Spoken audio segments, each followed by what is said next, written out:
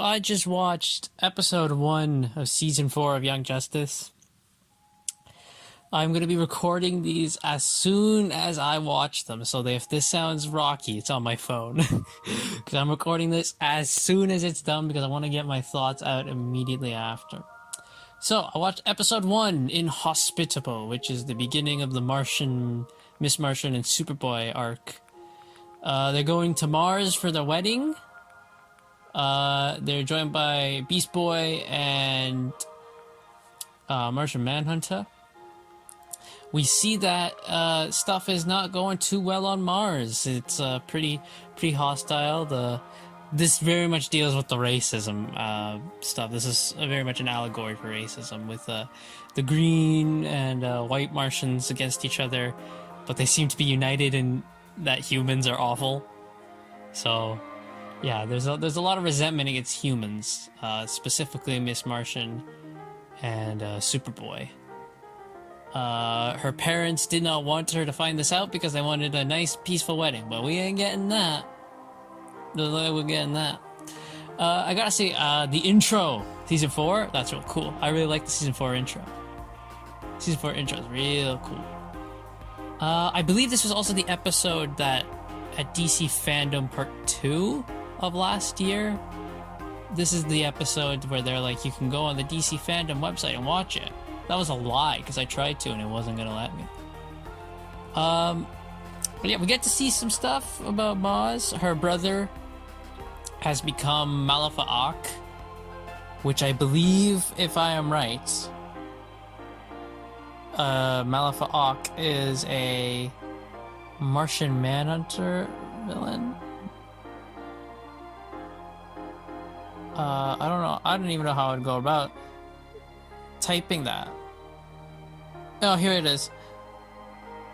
Here we go. Malifaux is normally the twin brother of Martian Manhunter, but they've changed it this time. Malifaux is now Miss Martian's brother. Malifaux, and I'm like, I've heard that name before. Yeah, he's they've just changed who Malifaux is. That's fine. Her brothers and sisters aren't coming to the wedding. That's a damn shame.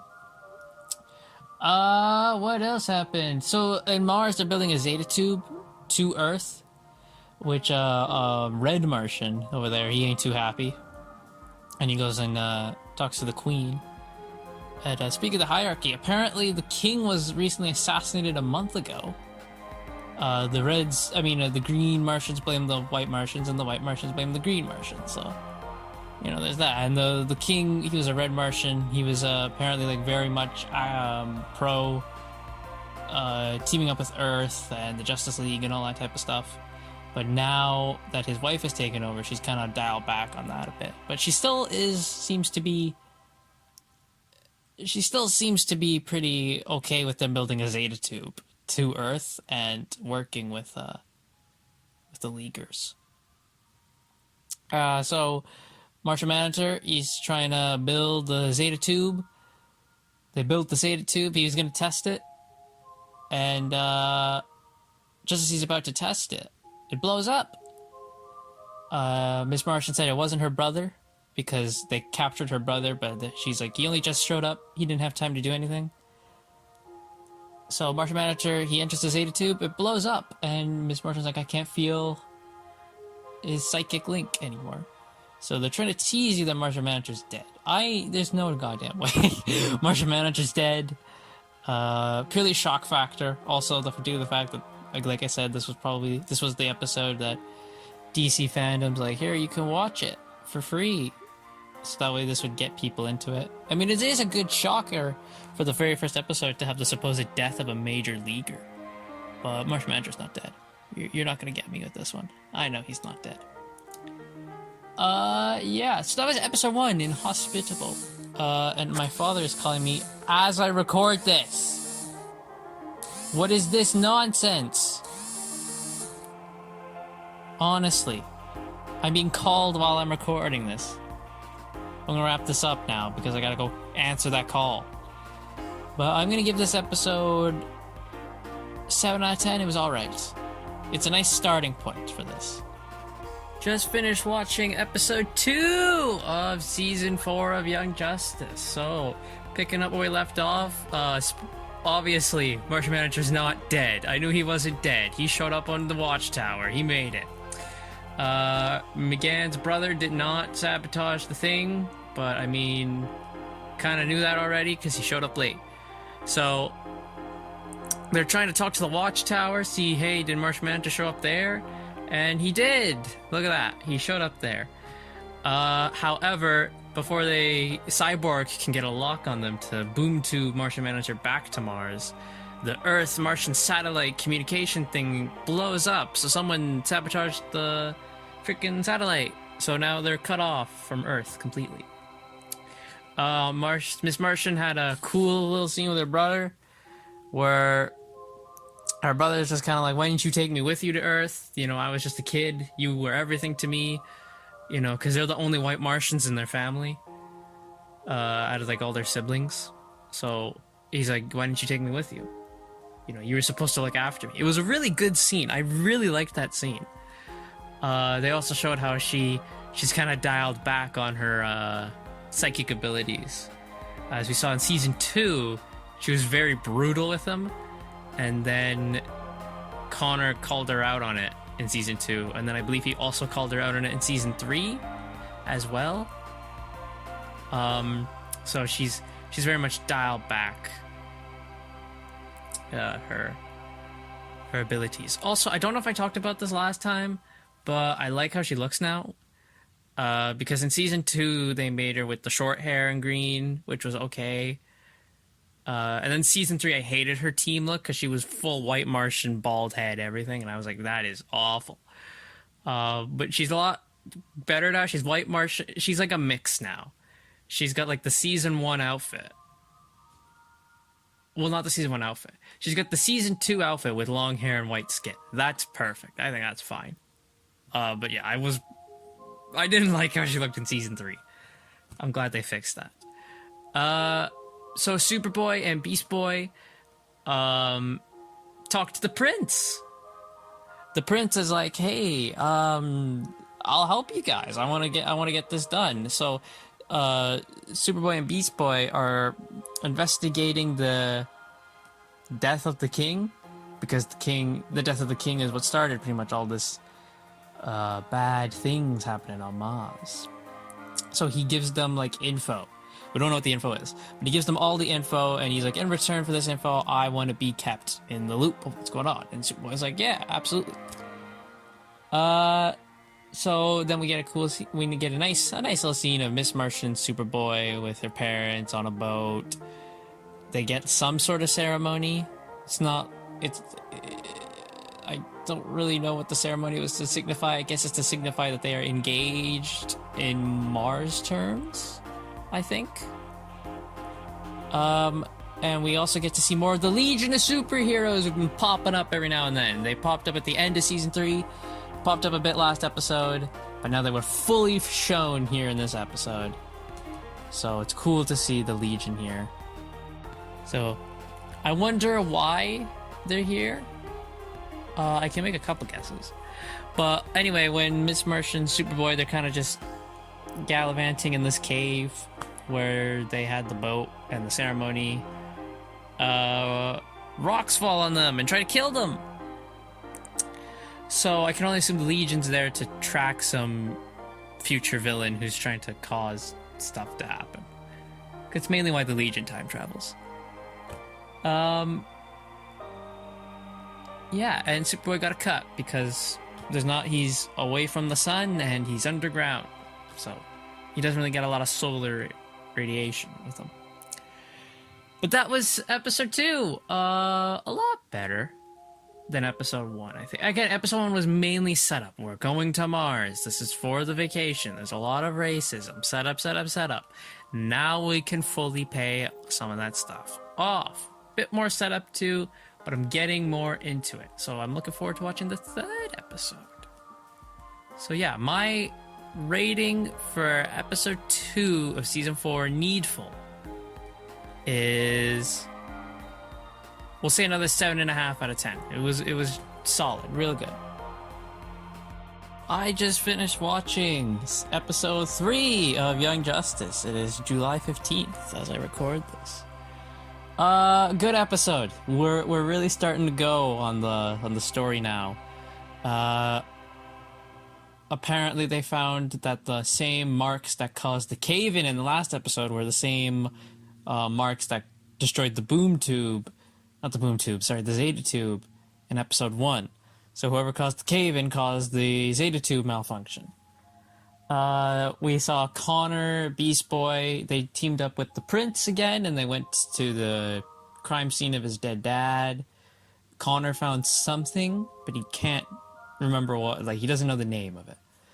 And then the Prince is like, hey, I'll help you guys build your altar, because I gotta go build the, well, not an altar.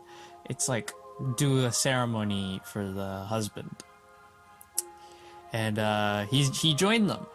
He joined Connor, Beast Boy, McGann's father, and, I don't know what his name is, Bizarre, I think that's his name. He was Green Beetle in Season 2. So he's back. He's there. He helped with that. During that whole thing, Beast Boy got a bit of a mental breakdown, and he was imagining Geoforce was there attacking them, but he wasn't. They called back, I believe, to episode 1, when he got brain blasted by a bunch of green Martians, that it kind of left him psychically damaged, and this was because of that.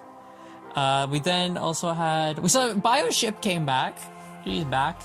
It turns out the little Bioship from the first episode that I thought was like, oh, did Bioship find like a little boy Bioship? That's not. That's her daughter.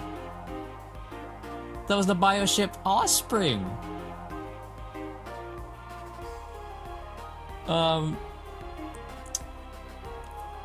look at that. Little baby Bioship. And they said Bioship's retiring, and that baby Bioship will be taking them back. So it does. 4 seasons we've had Bioship, so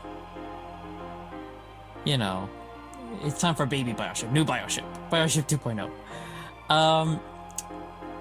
Then we have the McGann stuff, which was she was building like this crystal canopy thing with her sister, her mom, and the priestess who's gonna do the union.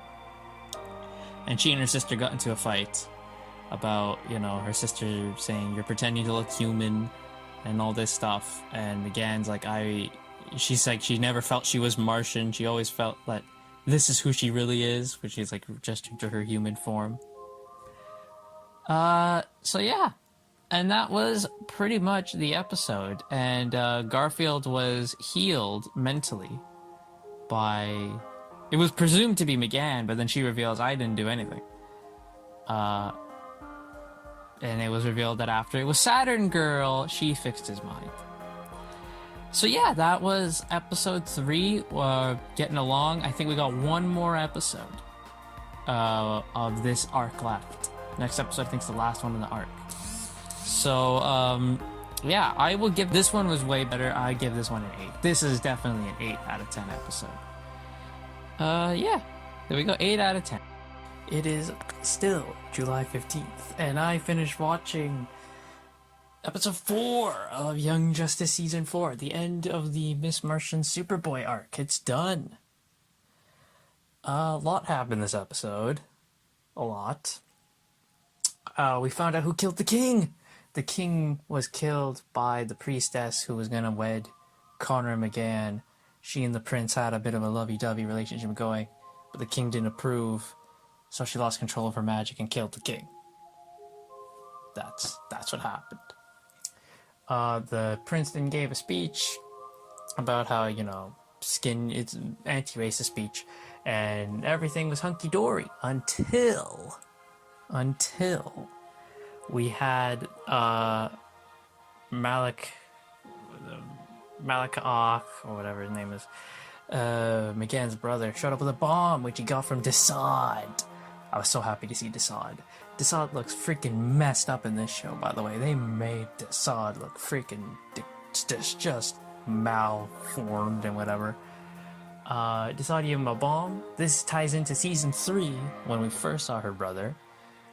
This is his payment for what he did in Season 3. He got a bomb which would kill Garoons, Ahashens, like just a whole bunch of Martians would die from this bomb. Superboy senses it, and we actually see this person from the future, which the Legion is tracking, mess with the bomb, and that's what alerts Superboy. So Superboy notices that there's a virus in the bomb, and he's like, well, we're under lava, I'll go under, and I'm the only one who's immune to it, so all of you get out of here, I'll deal with the bomb. So Superboy punches a hole through the ground and takes the bomb into the lava, but it explodes and he disappears. We don't know where Superboy is. McGann can't feel him. Superman and Martian Manhunter finally arrive, and when they get near the bomb site, Superman collapses, and he explains there's kryptonite in the air. So that's what the future guy did. He put kryptonite in the bomb. So Superboy is now presumed dead. It is presumed dead Superboy. We see just like an ash thing with like his silhouette on it. He's not dead. I know he's not dead. I know he's coming back because they wouldn't kill Superboy in episode 4. Yes, this is the finale of his arc, but they're not gonna tease him and Miss Martian getting married and then not do it. He's alive. He'll come back. I know he's not dead. It's gonna be some other explanation. He's not. He didn't die in the explosion. If anything, he probably teleported because they put a device. The person put a device on the bomb. So if anything, Superboy has just been teleported somewhere else. Overall, though, for this arc, this 4-part arc, I liked it. I thought it was really cool. Murder mystery, dealt with the Martian racism and all that. And some nice stuff with Superboy and Miss Martian. So overall, I did enjoy this arc. I would give this episode a solid 8 as well. An 8 out of 10. And overall, I give the Superboy Miss Martian arc a solid 8. It was a really good arc. It got me excited for the season. So I will see you next time when I review I believe the next arc is with Artemis. So I'll be doing all the Artemis episodes in a video too. So yeah, overall I give this arc an 8 out of 10. Really, really good.